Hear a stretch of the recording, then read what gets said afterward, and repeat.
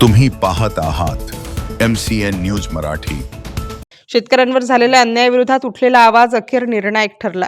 मंगरुळपीर तालुक्यात शेतकऱ्यांवर शासकीय अधिकाऱ्याने केलेल्या हल्ल्याप्रकरणी बुलढाणा जिल्ह्याचे शेतकरी नेते रविकांत तुपकर यांनी ठामपणे उचललेला प्रश्न यामुळे अखेर प्रशासनाला झुकावे लागले असून मुजोर तालुका कृषी अधिकारी सचिन भास्कर कांबळे याला राज्य शासनाने तात्काळ निलंबित केले आहे। मनरेगा अंतर्गत फळबाग लागवडीच्या थकीत अनुदानाबाबत विचारणा करणाऱ्या मंगरुळपीर तालुक्यातील गोगरी येथील शेतकरी ऋषिकेश पवार यांच्यावर तालुका कृषी अधिकाऱ्याने बुटाने मारहाण केल्याचा व्हिडिओ समाज माध्यमांवर प्रसारित होताच संतापाची लाट उसळली होती।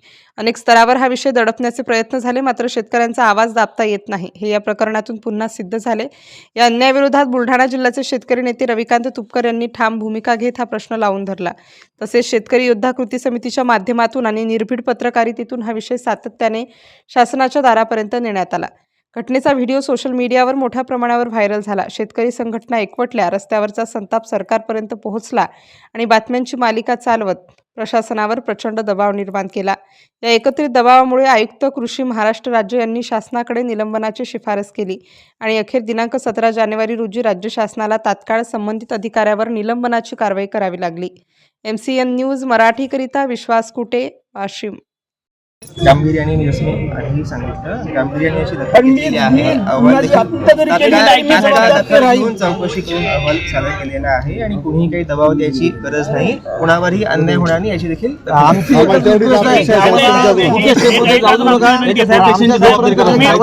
बोलू शकता।